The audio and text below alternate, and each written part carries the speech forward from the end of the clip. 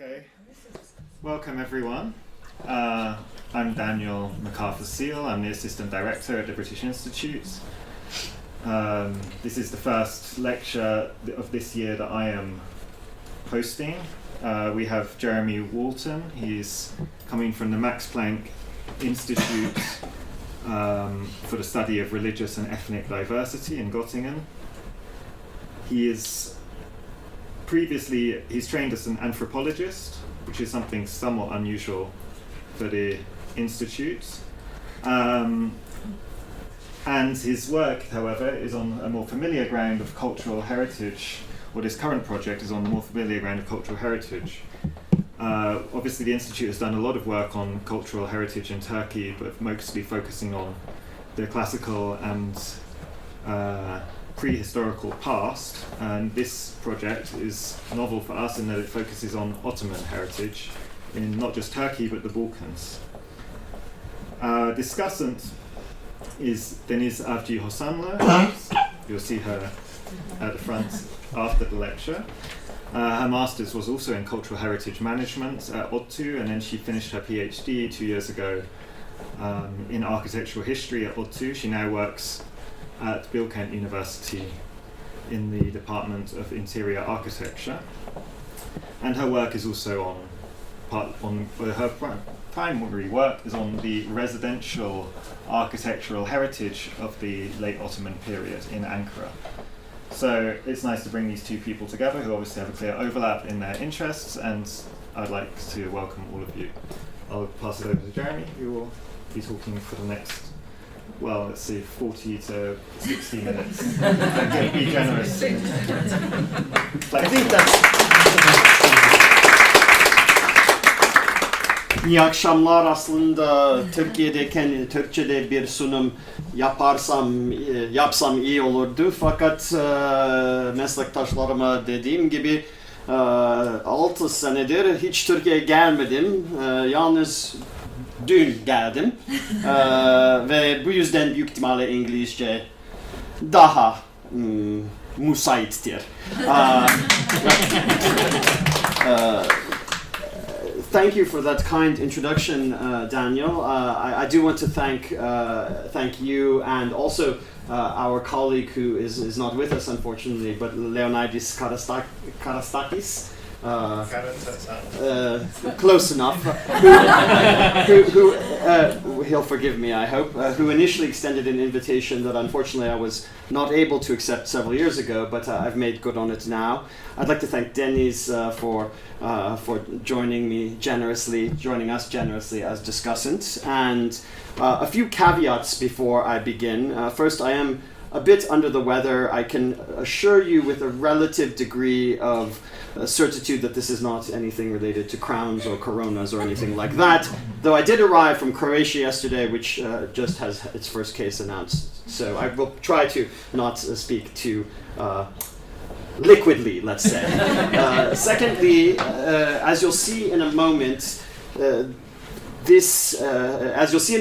culinary matters, as an anthropologist, I should say this, particularly culinary matters are at the heart of a lot of my thinking, particularly as metaphors. And so I think of this talk in particular as a sort of recipe in which there are various dishes. As you can see, there are 5 sites in the title. Not all of these dishes are necessarily as well prepared as the others. There are differing degrees of cooking time, and I also have to tell you a bit about the recipe before I give you the dishes. So as you'll see, some of them have been topics of engagement for me for many years, whereas others are really right fresh out of the proverbial furren. So please keep that in mind. And I think that's all. As Daniel said, I am initially trained as an anthropologist, and indeed my first book was all about, I can do a little self-advertising, Muslim civil society and the politics of religious freedom in Turkey, was about vakıflar, dernekler, and emergent religious communities that maintained ambivalent relationships with the state, shall we say, both Alevi and Sunni. That is a far cry from this project, though there are certain bridges and points of contact. But I would also be happy to talk with any of you about my earlier work, which really was based on long-term fieldwork in Turkey in the mid-2000s, if you're interested. So with that, I want to convey you on this cartographic journey through these sites of post-Ottoman, perhaps Neo-Ottoman memory that have fascinated me in the context of my new project. Well, it's not so new, it's 4 years old now. I continue to think of it as new. Empires of Memory, the cultural politics of historicity in former Habsburg and Ottoman cities. I think you can read it there. I lead this project at the Max Planck Institute, and our overarching aspiration is to grasp the modes of continuity, collective memory, and amnesia that define both of these empires across a wide geography from Anatolia through Central Europe and indeed beyond. So I talked to you about food a bit already, and I think it's a nice metaphor and taster for the lecture. You can't see this, so you'll have to rely on my word. This is at one of my favorite sweet shops in Zagreb, where I sometimes make my home. And in the upper left hand, I never know if it's left or right, your right corner, we have Turska baklava, Turkish baklava. On the lower right-hand corner, we have Bečka kremšnita, Viennese cream cake. So indeed, in a single vitrine with quite a lot of calories and sugar, you have these culinary legacies coming from both empires that, of course, met so productively, if also occasionally violently, in the Balkans. And it's that sort of material culture and the memories that emerge from it that have inspired much of the research. So just to give you again a sense of the broader project of Empires of Memory, which at least has a year and a half longer, if not more, to continue, we examined these sorts of questions, myself, several postdocs, and a doctoral student, in relation to 8 primary cities, Vienna, Istanbul, Budapest, Sarajevo, Trieste, Salonika, Belgrade, and Zagreb. But then there are, of course, other sites that occupy us as well. Some of them are on this map here. Others of them I will talk about in this lecture. I like to remove the national boundaries just to destabilize our sense of methodological nationalism and the taken for granted sort of geographies of the region. The next 2 slides are really just to give you an indication of some of the inspirations and interlocutors for both the overall project and for this lecture. Walter Benjamin is my sort of my sheikh, and I am his murid in many respects. But this quote, I think, really embodies the sort of esprit de corps of our project. Every image of the past that is not recognized by the present as one of its own concerns threatens to disappear irretrievably. So expanding on that, we might also say that the concerns of the present are many and vary across political and geographic contexts, particularly in Central Europe, Southeast Europe, the Balkans, Anatolia. And so therefore, the image, or we should say images of the past, in this case the Ottoman past, are necessarily multiple, and it's recognized by the present in multiple ways. So what I'm examining across the 5 sites that I'm about to share with you are 5 different modalities, genres of what we might think of as collective memory of the Ottoman past, each of which has different textures, and each of which is depoliticizing, I will argue, in a certain way, in the sense that it renders aesthetic and unproblematic fraught pasts that demand airing as such in the present. The notion of depoliticization I work with is coming primarily from political theorist Wendy Brown, for those of you inclined to that sort of literature. I've given you a bit of Ivo Andrić here, just because, again, I would be curious to know how widely Andrić is read and translated in Turkey. Perhaps some of you can tell me a bit about that in the discussion afterwards. But it's in his novels, primarily Bridge on the Drina, also Bosnian Chronicle, where you have this sense of this material-built environment that continues to persist without fully being understood, and yet is a resource for the present, even as it echoes the past in ambivalent ways. I won't read the whole quote to you, but it's actually the institution of the Vakf in its Islamic principle as a sort of continuation of a material property over time that can be guaranteed that is so central in this particular quote. Not all of the sites that I will talk about are vox, but I think it's one of the sorts of institutions and materialities that we're examining in the project. So, moving a bit forward, another key interlocutor, which will not be surprising to those of you who have one foot in memory studies, is Pierre Nora, his quite influential notion of sites of memory, lieux de mémoire. Also this notion that in modern times there is an increasing contrast and perhaps even contradiction between what we think of as history and memory. And then Svetlana Boym, the brilliant Russian-American literary theorist, who introduced a distinction between types of political nostalgia, reflective and restorative. Reflective, more sort of wallowing in the aestheticized beauties and pleasures of the past, whereas restorative attempts to bring back to the present some usually necessarily homogenized unidimensional image of the past, typically for political purposes. So indeed, again, one of the main inspirations of the project as a whole is that these sorts of restorative and reflective nostalgias for Habsburg and Ottoman empires and imperial past have become much more prominent in recent years. I don't need to tell that to an audience in Turkey. You all can recognize it, I think, implicitly, the rise of what we typically think of as Neo-Ottomanism, Yeni Osmancılık. And this is differently the case in former Habsburg contexts, but there are parallels that I want to draw out. So, with that said, I'm now going to move, hopefully that wasn't too much of a taster of an introductory course. I will move to each of the 5 contexts in turn, roughly traveling from north to south, as you'll see. And in each of them, we'll see how post-Ottoman memory, again, depoliticizes the past for the purposes of the present in various ways. First, we come to Szigetvár. How is Szigetvár known in Turkish? I really should know this. Szigetvár. Sziget in Serbo-Croatian. Some of you, of course, know this site. You may know these individuals. The monolithic monumental busts of Nikola Šubić Zrinski, known in Croatian as Zrinji Mikloš.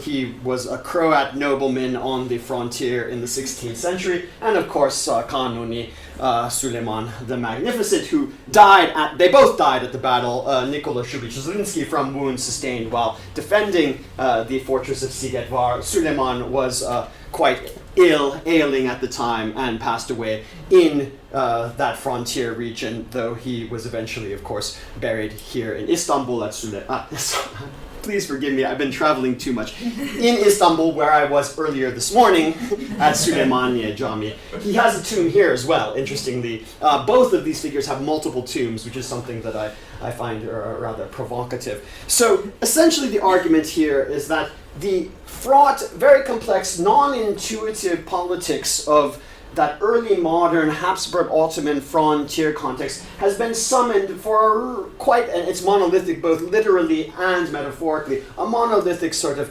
nationalism which can proclaim a sort of politics of friendship between, in this case, of course, Hungary and Turkey, though Croatia is also involved. So one of the fascinating sites that has been recently added to I should say that this is the Hungarian-Turkish Friendship Park, outside of the city of Szigetvár, approximately a few kilometers from the battlefield and fortress itself.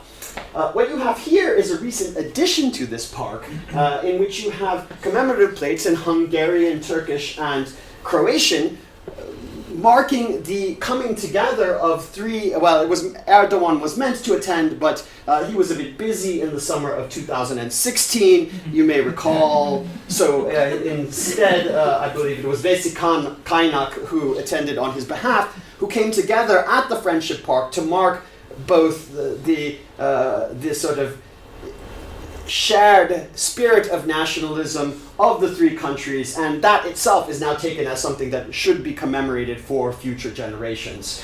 So I think you can get some sense of what I mean here.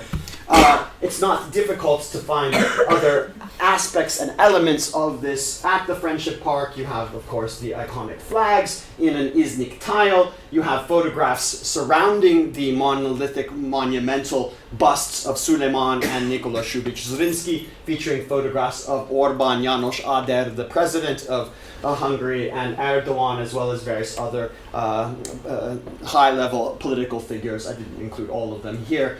So again, this is what I think of as the summoning of a post-Ottoman memory to nationalist depoliticizing purposes in the present that render some sort of, you might say, broadly right-wing nationalist politics of friendship across these nation states.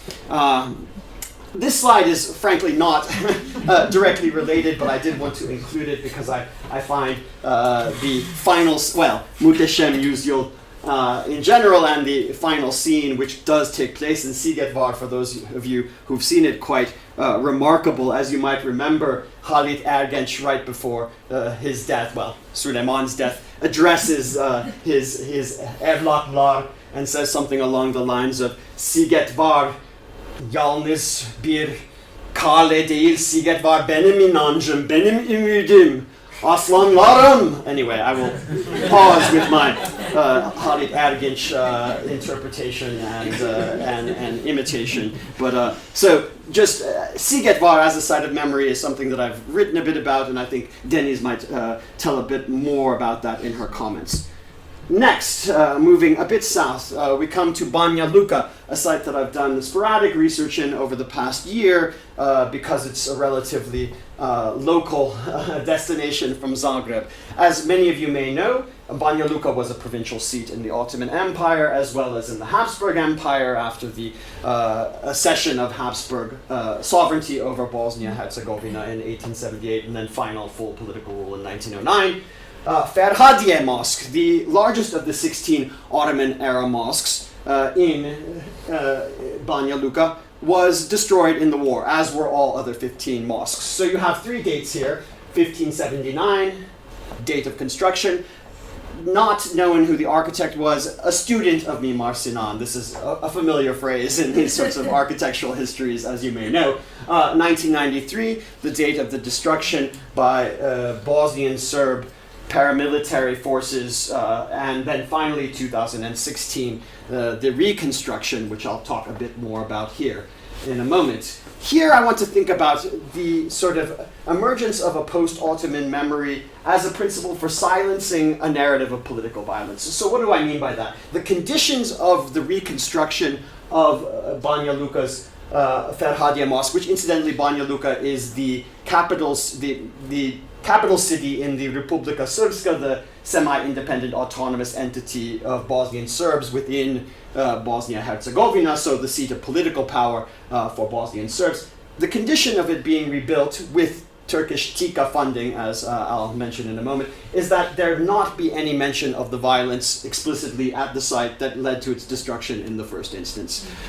So this is, again, perhaps a provocative interpretation that I'm making, but I think from my discussions with members of the mosque community as well as from visits to the site, I can say that with a degree of certitude. So there is Ferhadija in the aftermath of its destruction in May 1993. I didn't include this slide here because I thought I would have too much to say already, but there was an initiative to rebuild it in the early 2000s, which resulted in sort of crowd violence, led to various figures having to spend the day locked up in embassies to be protected from the group then. So it was only after about 20 years that this initiative could move forward. As you see here on on your right-hand side, the ceremonial reopening of the reconstructed mosque, which I should say, like the Frauenkirche in Dresden, was, and for that matter, the bridge in Mostar, Stari Most, was reproduced exactly according to the original architectural plans. They tried to retrieve as many of the original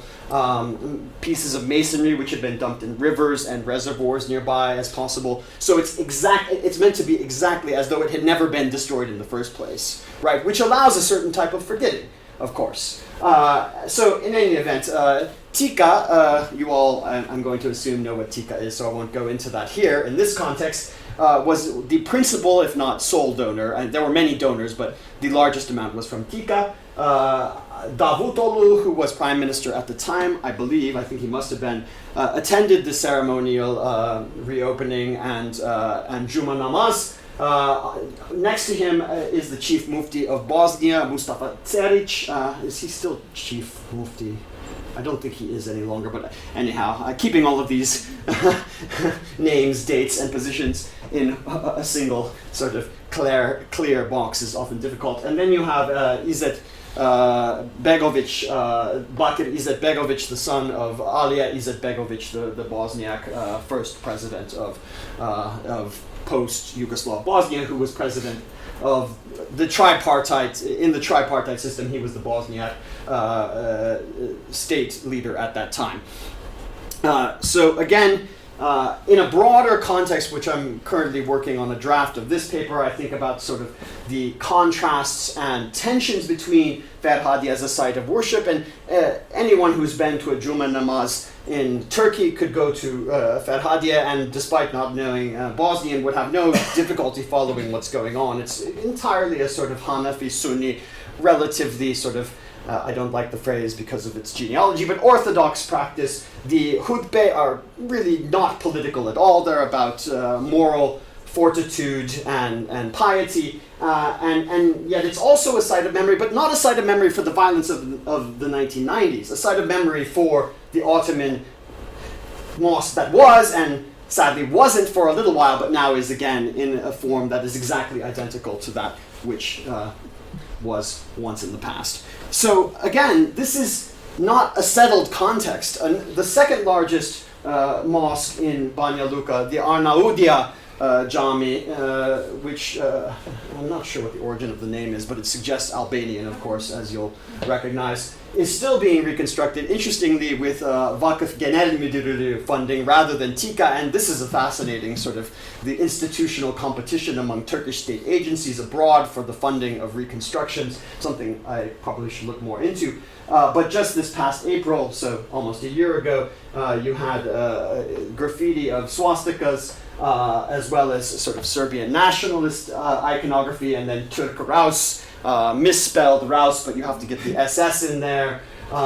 Turk, of course, is the typical racist term used for all Muslims by right-wing, let's say, many right-wing, far right-wing Serbian, and for that matter, sometimes Croatian groups and organizations in the Balkans. So again, this is not a context where this sort of violent past of recent memory is settled, and yet in Ferhadija there are very few cues to that past, even if it's understood implicitly by everyone who participates in the mosque on a weekly and daily basis. Now, moving on to a site where I just was a few days ago, rather unbelievably. Here we have a different context again, one in which the sort of violent aftermath of the wars that accompanied the end of Yugoslavia is not recognizable at all, and yet in some ways there are comparable questions that emerge. This is the Maškovičeva Han in Vrana, a city, well, it's really a town in the northern part of Dalmatia in Croatia, which I've become interested in primarily because I do spend a lot of time in Zagreb, where I write more about Habsburg genealogies, memories, and amnesia. But this is the principal Ottoman site that has been restored recently in Croatia. And what we find here is a sort of deeply aestheticized, depoliticized heritage. There's so much fascinating about the way in which this is presented. Incidentally, it's not. It's a site that's known broadly in the region, and I would say in the nation at large. But it's not. It's fairly peripheral, and the 3 or 4 times that I've been there, I've been essentially the only person to be visiting, other than a festival where they reenact a battle between Ottomans and Croats in the August. The heat of August. It's not a really popular site, I would say. You have Yusuf Josip Mašković. So Yusuf and Josip, of course, are both or originating from the Semavi dinler, Yusuf, Joseph, but they feel the need to put it into the Croatian here rather than what would be recognized as the Bosnian. Yusuf Maškovič was a Silahtar, Yusuf Pasha. He was primarily famous for battles in Crete in the early period of the 17th century, but then he had this caravanserai Han. We're almost, it was almost at the Adriatic, but not quite. That's what everyone always says. There was something else here I wanted to point out. Yes, the most respectable Croat on the Turkish court at the time. So these anxieties of national affiliation still emerge here in the site that really is only about going and enjoying some vaguely oriental cuisine. Again, we're going to get back to cuisine in a moment. There's a museum there which has no commentary. You have these decapitated Ottoman tombstones, which I think most visitors probably would recognize, but there's no text to cue you as to what this might have been. You have your local Ottoman that you can meet here in mannequin style. My son, unfortunately, was quite afraid of the local Ottoman, but also of the sort of medieval style Western European knight, whom I didn't put in the slide, and so I had to leave quickly. But really the attraction there is the restaurant where you can order vaguely oriental cuisine. That's how it's referred to. İzmir köftesi. They have some Bulgar and so forth. And it's a quite pleasant space, but again, the way in which you have these echoes of anxieties of national affiliation in the wake of imperial frontierland politics in a deeply aestheticized heritage context is what has particularly attracted my attention there. Moving forward, or rather southward, and how am I doing for time, may I ask, Daniel? You've got another half an hour. Another half an hour. Well, I'm probably speaking too quickly then, in fact, because I'm now at the fourth of 5 destinations. So maybe I can pause and have a sip of water. The Yeni Cami in Thessaloniki, a site that some of you may be familiar with. Again, this is one of the sites that has engaged me at some greater length in my research, and I've written about it already, and perhaps Denise will have the opportunity to discuss that a bit in her remarks. Designed by an Italian starchitect of turn of the century, Salonica Vitaliano Poselli. That's right, isn't it? Canonica was the sculptor of the Atatürk statue in Taksim Square, and Poselli, I'm pretty sure the Italians sometimes I get lost in the names. So I'll give you a brief genealogy of this building because it's one of the more fascinating sites of amnesia and memory in the Balkans with the post-Ottoman history. It was built in 1902 to serve the Dönme community of Salonika. For those of you who are not familiar with the Dönme, I imagine most of you will be, but they were technically Muslims, but followers of Sabbatai Sevi, the 17th century Messiah figure who emerged. He was from Edirne, I believe. No, I'm always getting this wrong, but in any event... Izmir. He was from Izmir, okay. He spent some time in Edirne, perhaps in a cell. The story of Sabbatai Sevi is one that I should probably know better. He's the topic of a massive tome by Gershom Scholem, the famous historian of religions and Judaism, which I've been meaning to read, but it's one of those things that's not quite directly involved enough in my research and too thick that I use it instead as a place for my coffee and plants. The Dönme came about after Sabbatai Sevi, essentially to spare his life, converted to Islam at the shall we say, not request, but demand of the Sultan, and his followers also converted and retained their own peculiar ritual practice and were very much an insular community for most of the Ottoman era.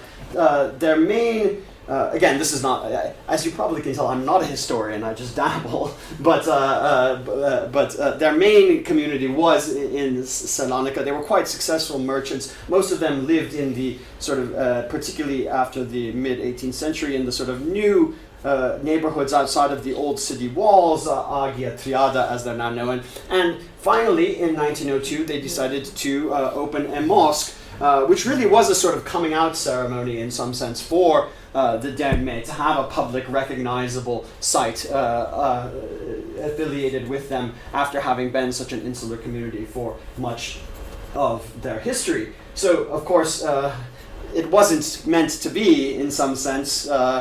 Shortly thereafter, as you all know, the population exchange in 1923, and really, of course, it began to some extent even earlier with the Balkan Wars, mandated that all Muslims, other than those of Western Thrace, return, as it were, to Turkey, whereas all Greek, Greek is not quite the right term, but all Orthodox outside of Constantinople returned to Greece. And so the Dönme were included in this. Their lovely Rococo Art Nouveau mosque was abandoned only to become, and you can see this here if you read a bit of Greek, and it's not too small, the Archaeology Museum, which housed the nascent, really Hellenic-focused and to some degree Byzantine-focused collection of the city for much of the 20th century. Then in the 60s or 70s, I can't remember the date offhand, but I believe it was in the 60s, as the collection grew, a new building, a modern facility was built, and the Yeni Jami stood empty for many years. It's owned by the municipality in conjunction with a sort of Macedonian, in this case, the Greek state of Macedonia, heritage agency that occasionally will rent it out for art exhibitions now. So that's what the Yeni Jami is. I write quite lengthily about my own encounter with it, but I'm not going to talk about that now. Sorry, I'm going to move back for a moment. So again, that's the genealogy of the building, but recent years, particularly under the guidance and auspices of Mayor Janos Boutaris, some of you may know of him, of Thessaloniki, has witnessed a radical reassessment of the Ottoman Jewish past of the city, and a new openness, especially to tourism from Turkey and Israel and elsewhere, of course. But as part of that, we have new aspects of post-Ottoman memory coming to reside and emerge from this site. First, I want to give you a sense of some of the sort of art exhibitions that have taken place there. So this is actually not a photo taken in the mosque, but it was installed there for many months. I came too late to see it. So again, artwork also speculating about the troubled history of religious difference in the city, which, in case it wasn't already clear, was largely erased from collective memory among Thessalonians for much of the 20th century. Mark Mazauer's epic City of Ghosts is the text for that, if you're interested.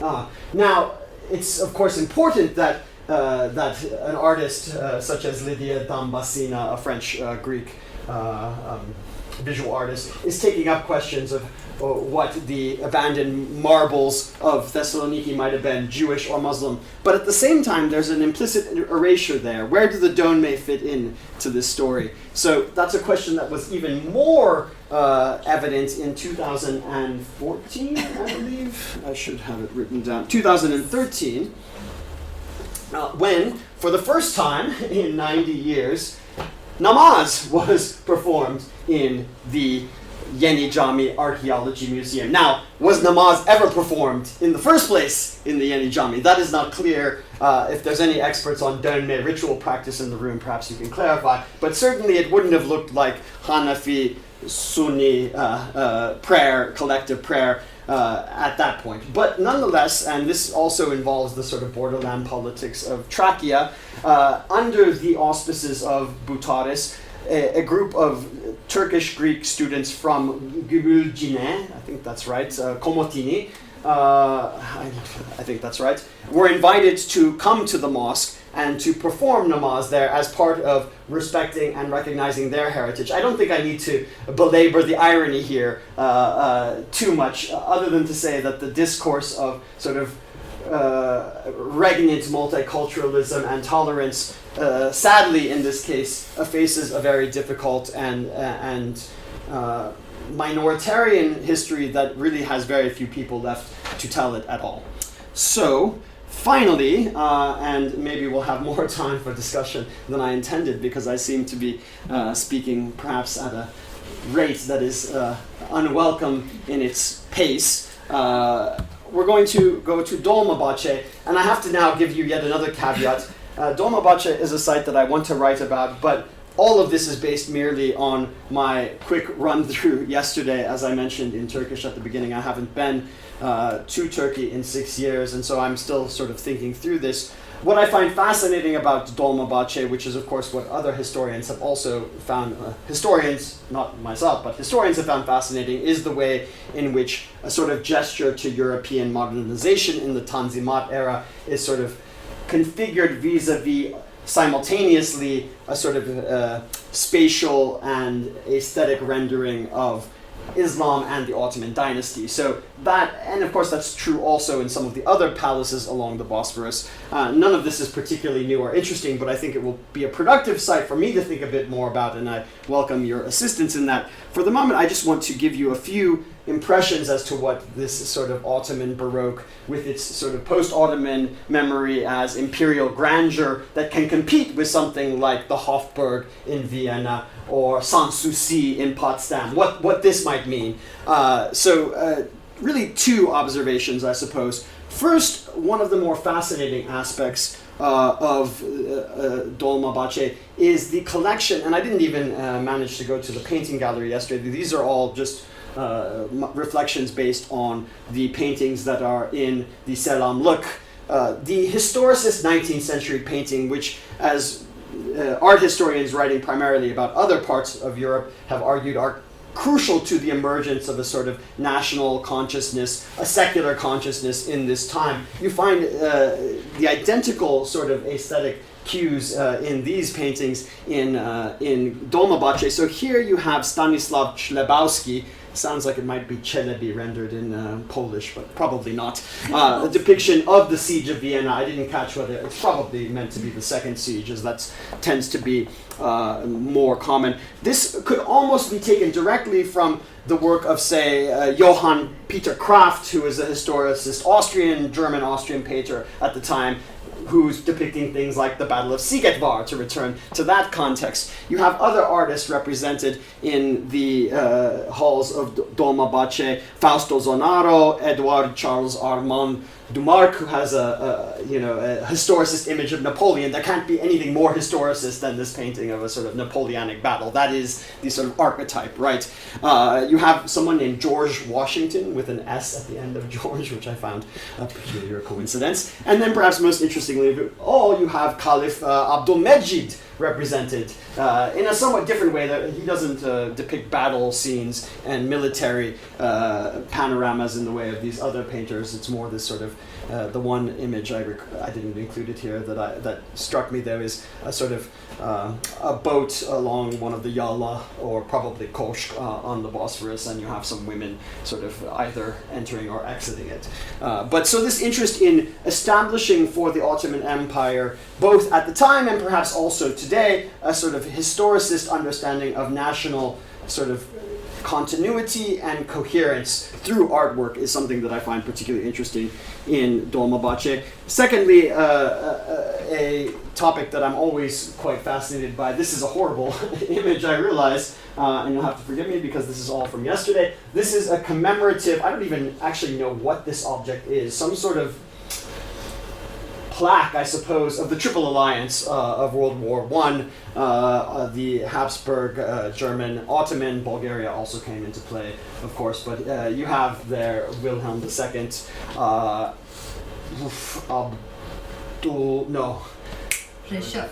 Yes, thank you. Wait. Mehmet Reşat, that's it. I should know that. I don't. Demerit and Franz Josef depicted there. So this sort of inter-imperial kitsch from that era is something that I've thought a bit about in other contexts, and that's why I included here. Miniaturization of the Ottomans in the gift shop, as perhaps Deniz will tell you. I've also written a little bit about Miniaturk, so miniaturization and the aesthetic and political effects of that are something that constantly fascinate me, I think, along with the literary critic and poet Susan Stewart, who writes, "The souvenir and the miniature reduces the public, the monumental, and the three-dimensional into the miniature, that which can be enveloped by the body, or into the two-dimensional representation that can be appropriated within the privatized view of the individualized subject." So basically, this sort of production of a very kitsch object that somehow signals a certain very homogenized past that you can take with you and add to your own environment. Finally, with regards to Dolmabahçe, something that I don't have any images to discuss, but and again, this is all very preliminary. This is the raw dish in the feast. Hopefully, it's a feast that I've offered for you.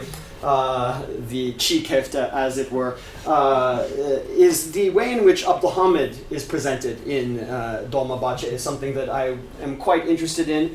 Abdülhamid didn't spend much time in Dolmabahçe himself. As most of you probably know, he was in Yıldız Palace, and yet there is a focus on him in much of the Selamlık, perhaps more so even than Abdülmecid, who was the initial, what's the word I'm looking for? He commissioned Dolmabahçe in the 1840s. And so the way in which Abdülhamid, as a figure of this turn of the century Ottoman era, who has become congenial to some sort of self-understanding in Turkey today, is represented in the museum, is something that I would be more interested in exploring further, which is to say putting the köfte in the oven and cooking it. And finally, again, you're getting the very, very new material here. It's, of course, when one is speaking about memory, also always incumbent to think about the conditions of forgetting and amnesia, a point that can't be made too often because I think it's often forgotten, ironically. Near Dolmabahçe Palace is this, I believe it's Hamidian, I think the Tura is Abdülhamid, I can't quite tell, but this neglected memorial, sadly my Ottoman is insufficient to decipher this, but I had a fascinating encounter there. I had noticed it on my way to Dolmabahçe, maybe some of you know it, it's near the Vapur, what do they call that in English? The Kabataş Vapur İskelesi, the docks. And on one side, the opposite side of the image here, there's a part of a tea garden has put one of its low sofas up against it. As you can see, some of the text has been cracked and not replaced. And as I was walking by, I decided to take a photo of it because it seemed like a potentially interesting site. There were two people visiting from Ankara, Orhan and Tuğba. I don't think they'll mind if I mention their names. And we struck up a conversation. And they said, you know, we don't understand what this is. The owner of the tea garden said, oh, well, you know, when the Iranians come here, they can read that. But of course, we can't read that.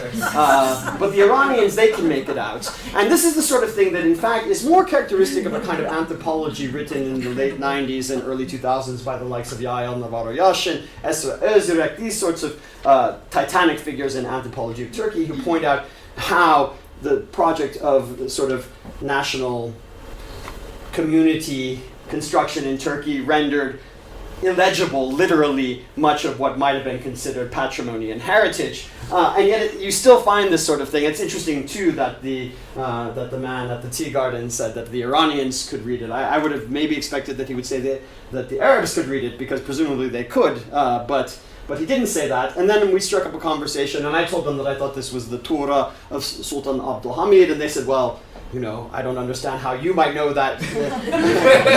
and, you know, we're from Turkey and we don't know that. And of course, you know, one shouldn't make too much of these minor encounters and the quotidian ironies that one comes across. And yet I think they do speak to the ways in which some aspects of this past are also still forgotten, even as they reemerge in new and I find quite fascinating, if also frequently problematic ways. So I'm going to end there, and I look forward to Deniz's comments.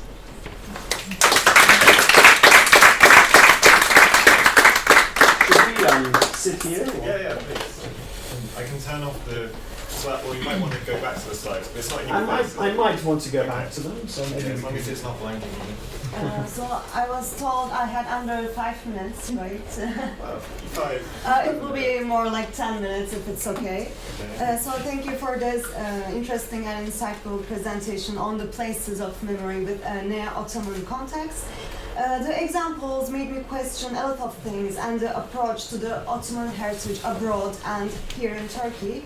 And I have some sentiments and musings about the 3 examples and a general statement about the current state of things in Turkey now. So, as you define, there are dominants. Can I just interrupt you to point out that Deniz is responding more directly to several articles that I published about Szigetvár, Thessaloniki, and, well, I sent you a version of the Banja Luka paper. I didn't send you anything about Maškovičeva Han in Croatia or Dolmabahçe because I haven't written that. So she will focus necessarily on those 2 I'm going to focus on those examples. And I was actually looking for the Gül Babatum example as well. That also, Gül Babatum in Budapest, that could have been there as well. You're welcome to talk about that if you like. Great site. I mean, fascinating. So, dominant and dominated places of memory, and I was a bit more interested with the dominated places of memory because these become places of silent pilgrimage.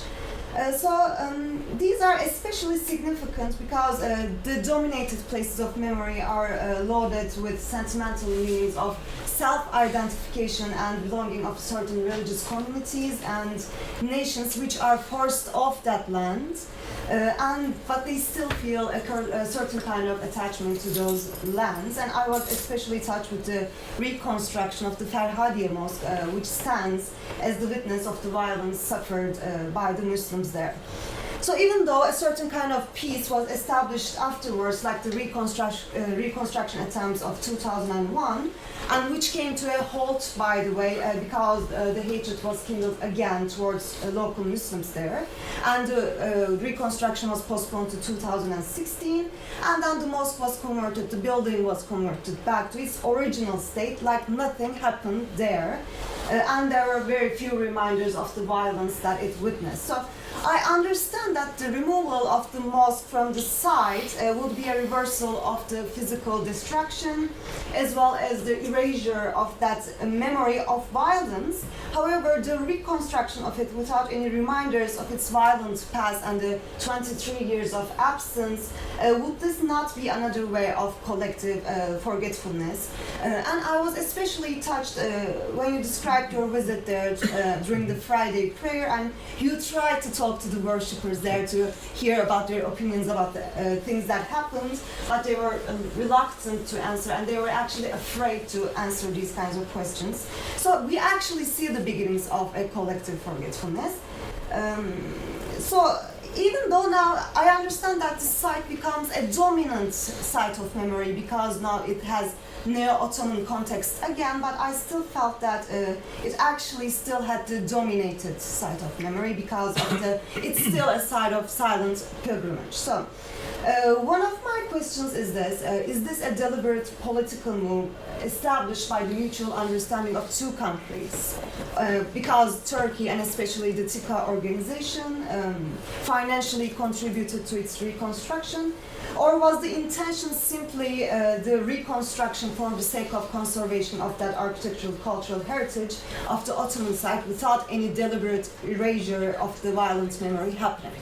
So this is one of my questions. I can continue if you like, or... There's a lot to be said about that, definitely. First, I want to thank you, Deniz, for pointing out this distinction between dominant and dominated sites of memory that Pierre Nora uses and that I use a bit more directly in one of the articles that I sent to you.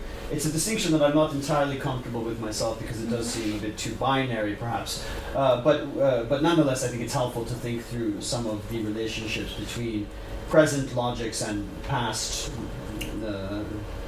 genealogies and memories in these different sites. So with regards to Ferhadija and then more generally to the politics of the reconstruction of heritage sites in Bosnia as a whole, this is a complex matter involving many different layers, local, region, canton-wide, Banja Luka, Sarajevo, and then internationally, of course, the politics of NGO intervention in Bosnia come, indeed some of those NGOs being Turkish, come in, it's mandated that there's a list of sites that are required to be restored that were destroyed in the war across all of Bosnia. And so in the Arnaudia mosque, which I showed you, which had this graffiti, is of course one of them. And essentially there's therefore a political and legal obligation for reconstitution. Now, I haven't done enough of the work to say whether that reconstruction and reconstitution is also mandated to be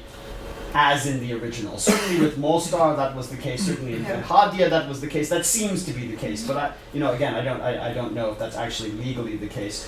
Where in particular Turkish state, or for that matter non-state actors, come in, and what fascinates me is a geopolitical matter, but it's also a matter of the sort of less explicitly politicized discourses of Neo-Ottomanism, and they align in certain ways. So I guess that's a fairly abstract answer, but a different way of answering this is that I have done a few interviews with the TIKA representative I need to do interviews with the TIKA representative in Bosnia, though they're not terribly open to interviews, to be honest. But there's a TIKA representative in Zagreb, which is a fascinating matter in the first place because TIKA is not just about Ottoman heritage. TIKA, as you know, is the development agency. It exists in, I think, what was the number he gave me, 123 countries around the world. And so in Croatia, they're doing things like supporting basketball tournaments and football tournaments and courses in how to use digital printers. And so the discourse on the part of at least that TIKA representative is one of a simple sort of humanitarian outreach. The way that aligns with geopolitical interest and sort of the politics of memory are what fascinate me, but it really does depend very specifically on each side. I think Ferhadija is a very fraught site precisely because it's not only the condition of possibility for the mosque to be rebuilt, it's the condition of possibility for the community to be there, that there not be any explicit politicized commemoration of the violence, even though, I'll be honest, I think there should be. Yeah. I definitely think there should be, but this goes to the point about the relative reluctance of the various people I've tried to speak with at the mosque on a couple of occasions. Silencing and forgetting are not necessarily the same thing. That's another important point. I think that the community of Muslims who've returned to Banja Luka have not forgotten what happened in Banja Luka, but it is an object of silencing at this point. And so how one politically judges that is very difficult, and it perhaps takes us beyond the realm of an anthropologist or a memory studies scholar and into the political field itself, which is not unexpected. But I'll stop there. I think you get a sense of I felt that the violence should be shown somehow, because the silencing is a part of collective forgetfulness. It is the beginning of the collective forgetfulness. So this is what I felt for that specific example. So another site of memory which you presented and which is defined in the dominant group, if I am correct, is and it was very interesting for me to listen about, is the Hungarian-Turkish Friendship Park in Szigetvár, and how it answers to the collective memory of three different nations, the national identity of three different countries, Hungary, Turkey and Croatia. And as you said, the site commemorates two important names, Sultan Süleyman the Magnificent and the Viceroy Zrinski. Again, as you define, we see a transformation of a bloody site into a site of pride, because politics of memory have fueled a flexible collective memory, thus a textured historicity. So correct me if I'm wrong. You've nicely used the conceptual phrase that I introduced to theorize a lot of these different sites, textured historicity, which I did not include in this lecture because frankly it's a bit wordy, but I still think it's helpful, so I'm happy to talk more about that. I really like that phrase because I wanted to add it to this question. So here the imperial enemies, as you said, became post-imperial national heroes, and I found it very interesting that I am going to go a bit off the site and into the city of Szigetvár. Other than this site there, where the Ottoman past is actually celebrated and not subdued. In the rest of the city, perhaps the Ottoman past and the Ottoman heritage is actually not so easily seen, right? For example, in the Zrinski castle, we feel the only presence of the Viceroy Zrinski. However, the presence of Süleyman and that of the Ottomans is not seen anywhere other than this site in the city, because Ottomans and Muslims are still seen and depicted as foreign invaders. So I should point out that Deniz is relying now on an article where I do discuss other sites in the city of Szigetvár as well. But yes, precisely. Yeah, and this is what I wanted to ask you about. So other than the Friendship Park, can we say that there's the collective forgetfulness of the Ottoman presence in Hungary now?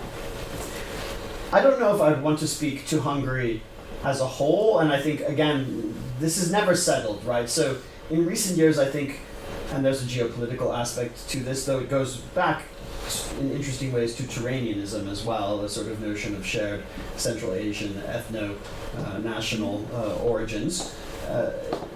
There's been a relative opening, you might say, to reconsidering the Ottoman past of Hungary as more than just the constitutive other of Hungarian history.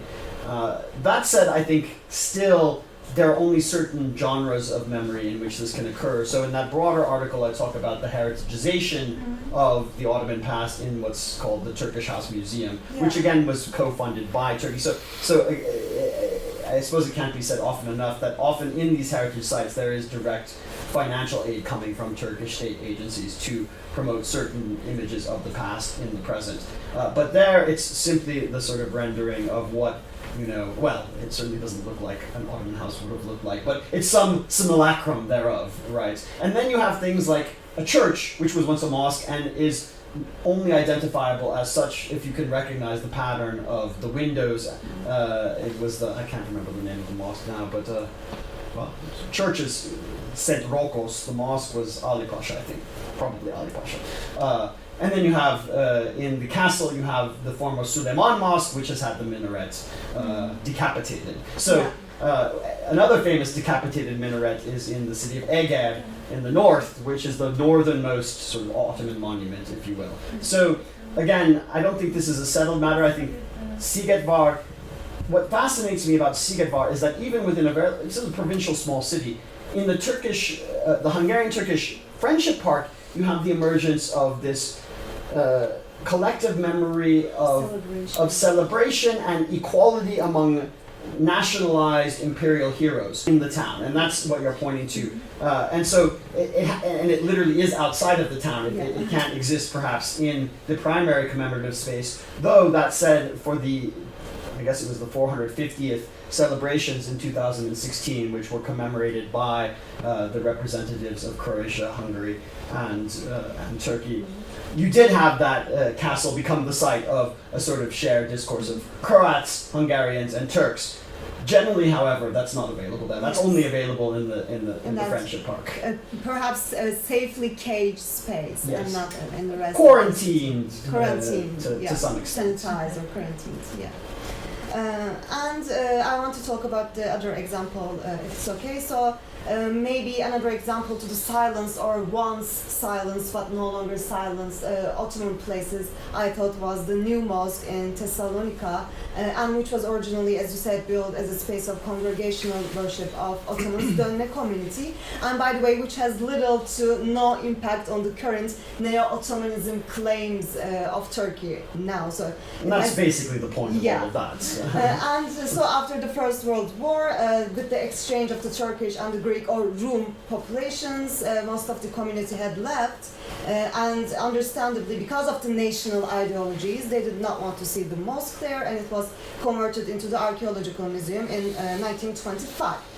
So even if the building was not demolished or destroyed, its Ottoman past was erased. So there's a discursive erasure of Ottoman past, and until very recently, when the museum got its status back as a mosque, since the new administration there now aim to promote the city's Ottoman history to enliven tourism. I thought that this was basically to enliven tourism and perhaps no other reasons, so for political and financial reasons. And my third question is a bit different from the others. So, what happens to the collective memory of these examples and the identity claims during its Greek nationalist phase? So, because these structures also witness another important period. This happens in Turkey as well. So, the nationalist period, and now it's converted back into the mosque. And what happens to the collective memory of that nationalist phase back then? So it's not a question in the sense of a question, but only a thinking, because the structures are witnessing different kind of periods, and we say that in the conservation of cultural heritage, every phase of it should be shown somehow and not erased. So when it's converted back into the mosque, perhaps we are erasing its Greek nationalist phase, I thought. I think this is a really crucial question. I'm going to maybe be a bit brief because I want to allow others I want to be able to benefit from others' insights. But I think this is a really crucial question.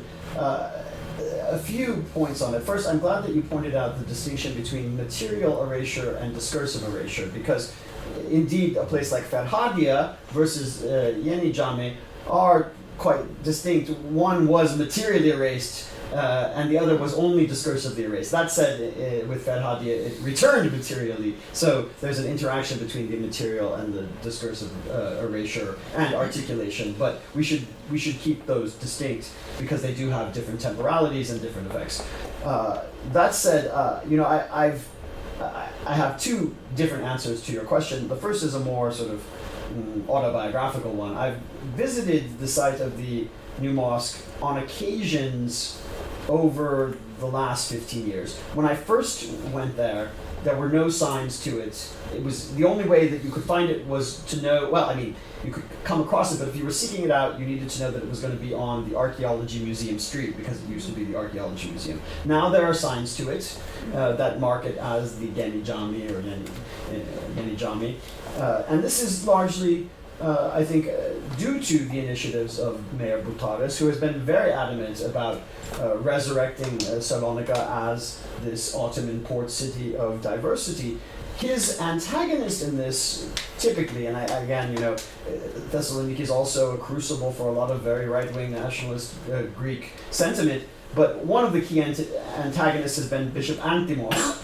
And I did some interviews with members, not with him, but at the Patriarchate. And what's fascinating there is that even for the more right-wing oriented sort of actors, there's still a new compulsion to reckon with that past. Mark Mazauer's book has had an impact on that city, unlike any book I can think of in any other single book in any other city. So that there's an interest in sort of, and again, I'm now ventriloquating to some degree from an interview I conducted several years ago at the Patriarchate, but basically an interest in sort of reviving. The Patriarchate is happy with the millet model, except they want the Orthodox to be on top. Like, that's their image of sort of what is recuperable about the Ottoman past. But they don't necessarily think that this sort of mingling and the pluralism is all sort of a happy matter. But nonetheless, there is still an attempt to reckon with it that perhaps wouldn't have been the case, I would guess wouldn't have been the case, 20, 25 years ago. Yeah, it happened with the new administration. And Martin Zauer's book, which was published in 2004, and really did attract a lot of attention, I think, when it was published in Greek, especially, of course. And this is my final, I promise, my final musing and about the state of things in Turkey now. So, while the Ottoman identity is, we all know, is going through an accelerated revival, there is a danger of erasing the Republican identity here in Turkey now. Because many of the Republican modernist architectural heritage are being deliberately demolished. For example, we have the most recent one, the İller Bankası, or the Municipalities Bank, by one of our most cherished architects, Seyfi Arkan. So there is the deliberate demolishment of the Republican heritage. So While accelerating this Ottoman dream, we are erasing the Republican one. So what happens, I questioned myself, what happens to these sites of memory? How will we remember these in the future? Will they be erased from our memories, or will they become like the Ferhadija Mosque, perhaps? I mean, will we reconstruct these, and will their reconstructions act as erasers of their absences? So, listening to your presentation and reading your work made me question all of these, so I want to thank you for that. Thank you so much, Denise. I don't have an answer to this, but I will say that when I walked from, now it was Havaş, then it was Havataş, now it's Havaist, up by Gezi into Taksim Square, and saw on the one hand the AKM in ruination, and on the other hand the rise of the new mosque, this question also occurred to me. So it's clearly a question that needs to be asked. We must deal with it somehow. So if there are any questions from the audience, maybe we can. Yes, please. Hi, my name is Suhaj Mukjol. Thank you very much for this very informative, insightful lecture. So, question about Ottoman sites in Greece, again, coming back to that same topic. So about 2 or 3 years ago, there was an earthquake in Bodrum on the island of Kos, which resulted in the old Ottoman mosque, the Defterdar Ibrahim Pasha Mosque at the Kos town center, along with the Anje Paraskevi Church right across the street, to both have severe damage, and the mosque's minaret collapsed, and the mosque is currently unusable, or it was until last summer when I was there and visited it for the second time. It was still, there wasn't any effort to sort of reconstruct or any effort to sort of lift up any of the debris around. I mean, and the same case for the Cezayir, actually, Hasan Pasha Mosque, which is behind Kos Town Mosque. So, question is, in such cases, what is the attitude of Greek authorities, in your view, of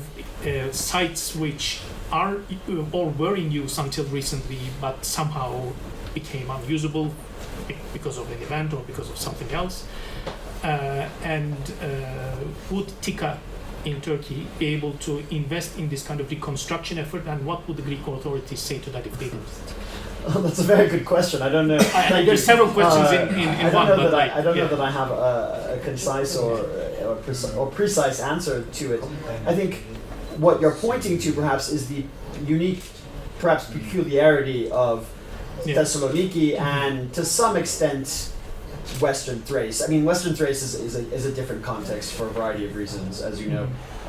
Particularly on the Dodecanese, I would expect on Crete. I mean, these are sites that I've never been myself. I hope to remedy that.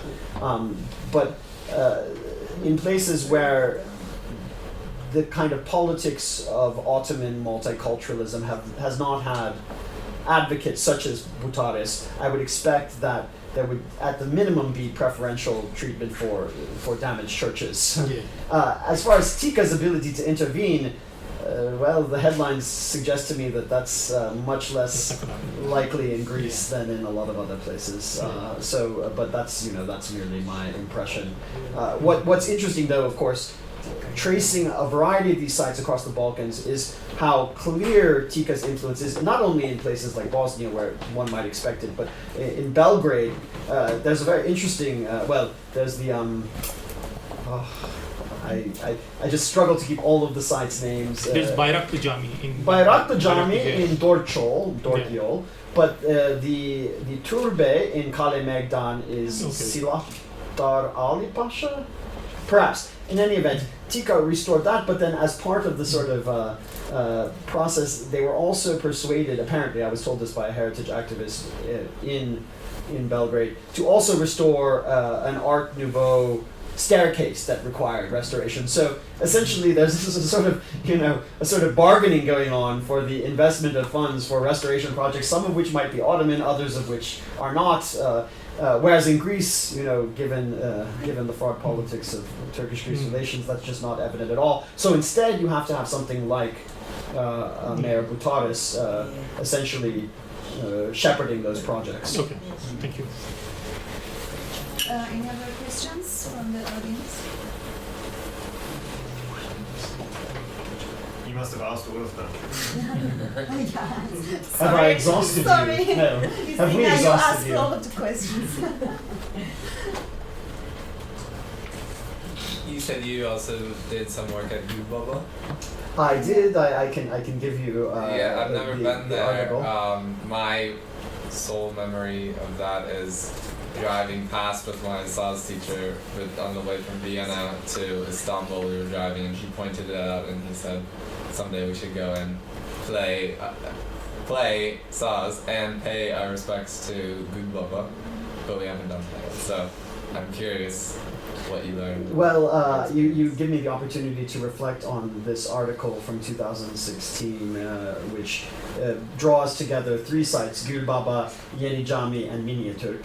And Miniatürk is there partially because I'm just fascinated by Miniatürk, but partially because, as many of you I'm sure know, Miniatürk includes many things. But among the things that it includes are Ottoman monuments outside of Turkey today. It also includes things like,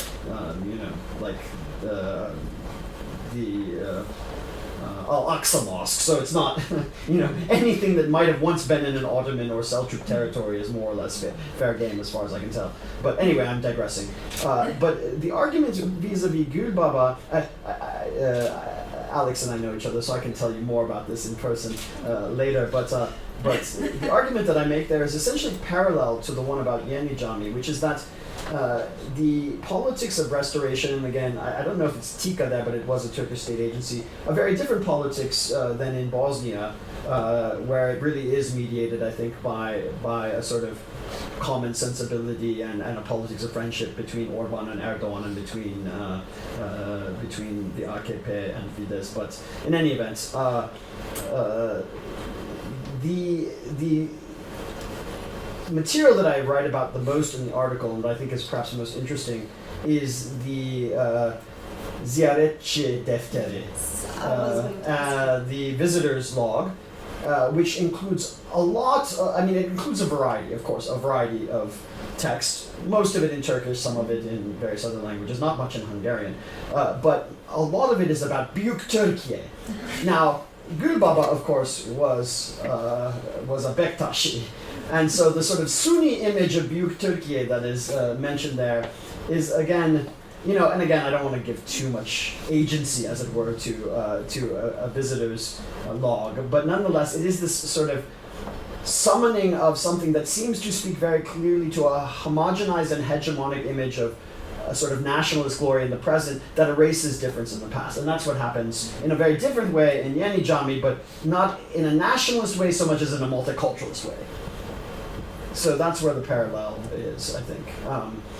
There's also, of course, interesting things to be said about the architecture and more broadly how Ottoman sites in Budapest can be articulated as such. There are others, mainly hammams, but there are various other tombs. But really, Gülbaba has the status now of, the Ottoman site in Budapest, to the extent that the times that I've been there, you find people visiting it particularly for that reason. At least to the degree that I've spoken to people. Representatives of the religious groups even go there, and I met some Nurcular there.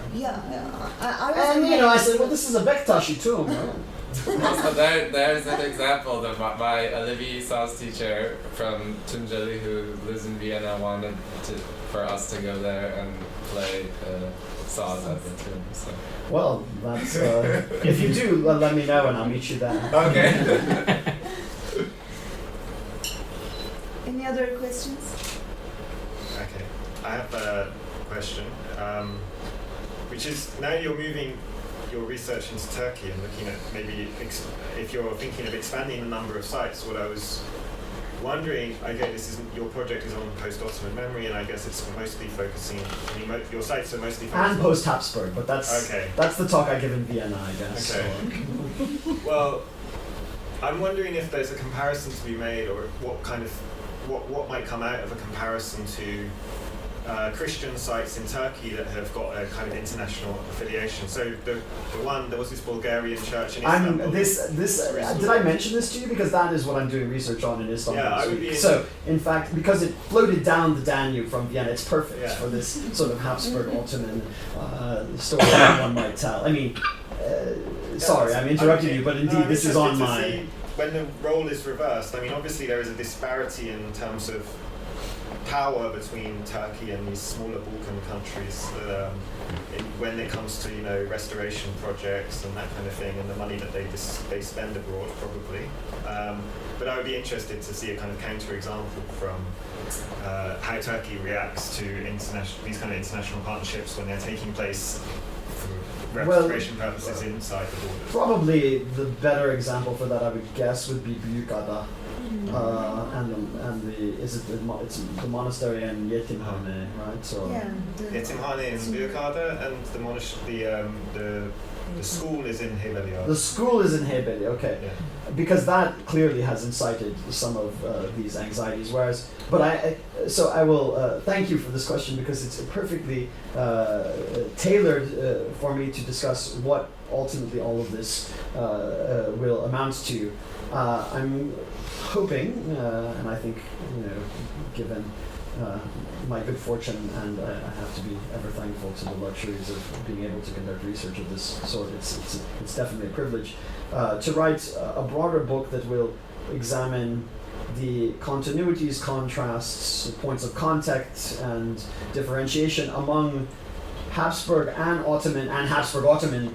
I mean, Szigetvár is of course Habsburg-Ottoman, clearly sites that are arranged into a typology, a very commonsensical typology, and I'm still working out the details, but essentially it's monuments, spaces of worship, museums, cemeteries and funerary, cemeteries and tombs, I guess you might say, and ruins. And so within that, you know, the Yeni Jami,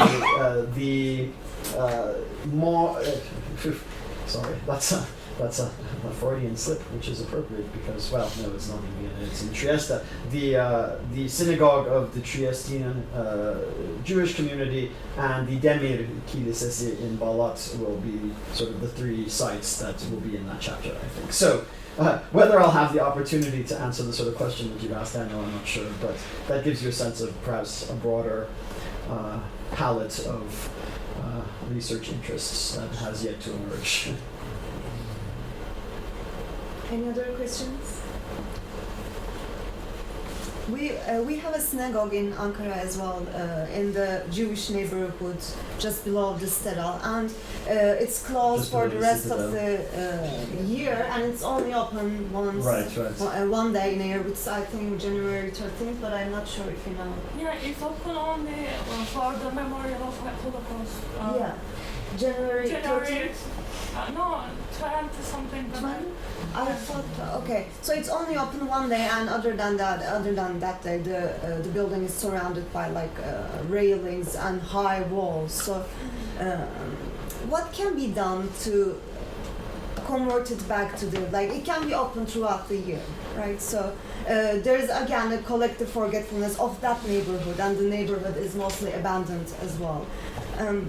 Ece Temel Koran in her book, whose name I'm forgetting now, actually mentioned specifically that people in Ankara will say we're going to the old Jewish neighborhood, but nobody knows the history of the neighborhood beyond that that's what it's called nowadays.